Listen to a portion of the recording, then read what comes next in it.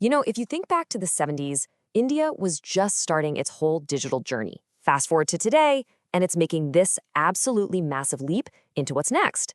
We're talking about the next frontier of technology, and we're going to dive into one of its most ambitious missions ever, the push to become a real powerhouse in quantum computing. Okay, but let me just start with a question that honestly sounds like it's pulled straight from a sci-fi movie. What if I told you there was a dedicated quantum computing village in India? Like right now? Well, the answer is yes. It's not some plan for the future. It's happening right now. It's real. In a city called Amaravati, the first building blocks of India's quantum future are being put into place. And believe me, this is just the beginning.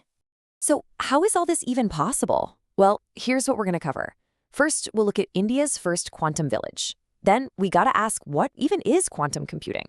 After that, we'll jump over to Bengaluru's own quantum city, look at the big national mission driving everything, and then see how this stacks up in the global race. And finally, we'll ask the big one. Is India really ready for all this? All right, let's start our story in Amaravati. What's happening there is so much more than just building a new piece of tech. They're trying to create an entire full-stack quantum ecosystem. Think of it as a sneak peek of what India's whole tech scene might look like in 10 years. So, right at the heart of this village is the Quantum Valley Tech Park. And this is a huge deal. It's a partnership between giants like IBM and TCS, along with the Andhra Pradesh government. They're bringing in IBM's cutting-edge Quantum System 2, which is one of the most powerful machines out there. But here's the key thing. It's not just about the computer. It's about building everything around it. The data centers, the research incubators, and making it accessible to startups and researchers. The whole shebang. And you really can't overstate the level of ambition here. It's massive. The state's chief minister, N. Chandrababu Naidu, basically said the goal isn't just to be a player, it's to lead the entire global quantum revolution. And it all starts right here, in this village. Okay, so we've heard the big ambitions, but what is this crazy technology that's making it all possible? What exactly is quantum computing? Let's break it down nice and simple. Right, so the computer or phone you're using right now, it runs on what we call classical bits. Just think of a light switch. It's either on, which is a 1, or it's off, a 0. Simple. But quantum computers, they use something called qubits, and they are a whole different beast. A qubit can be a 1, it can be a 0, or, and this is the part that bends your brain, it can be both at the exact same time. And that one little difference, that changes everything. So this mind-bending trick has a name. It's called superposition. And because of superposition, a quantum computer can chew through a massive number of possibilities all at once.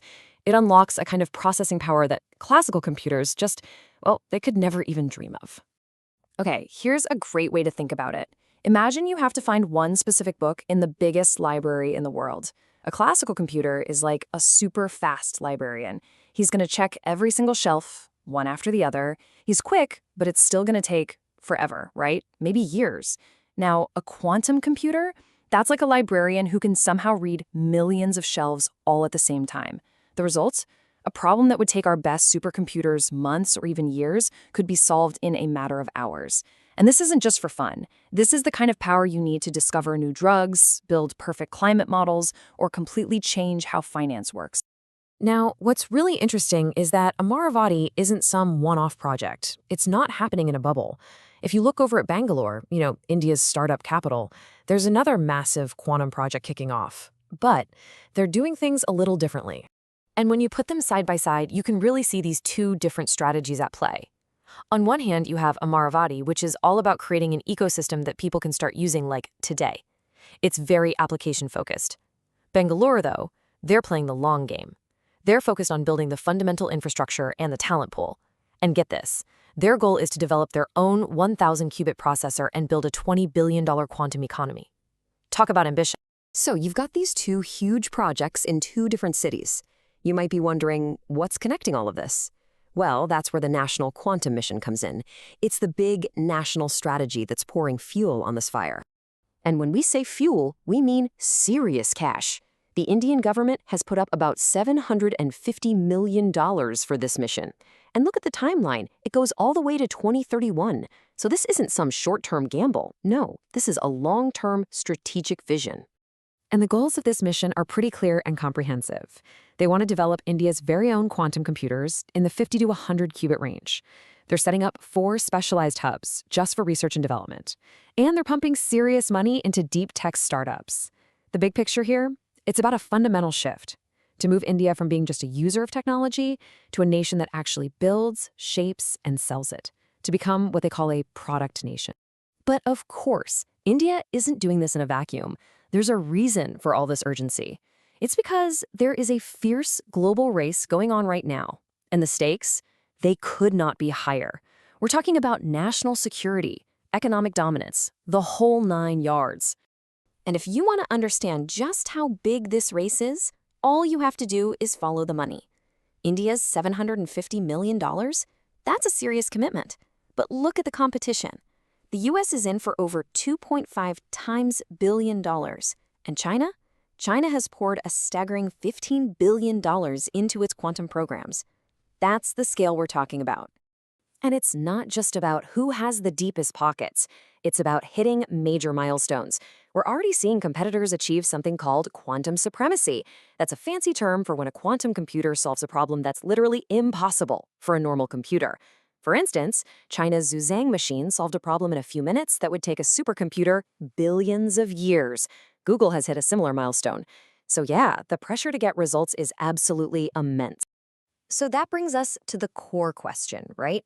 With that kind of intense competition, how can India possibly keep up, let alone lead? What are its secret weapons in this high-stakes race? Well, it turns out India has some pretty powerful advantages up its sleeve.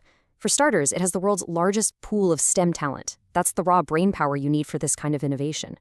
Plus, it has this incredibly vibrant startup scene that's getting more and more into deep tech. And on top of all that, like we saw, there's strong government backing with a very clear plan. The goal here isn't just to play catch-up. It's about building a sovereign capability, right from the ground up. So the next time someone asks if India is ready for the quantum age, what's the answer? When you look at everything from that village in Amaravati to the grand national mission, India is making a very clear statement. Yeah, the challenges are huge, and this race is a marathon, not a sprint. But the country isn't just trying to get a ticket to the quantum future. It's actively building its own version of it, piece by piece. So maybe the real question isn't, can India catch up, but what will India create when it gets there?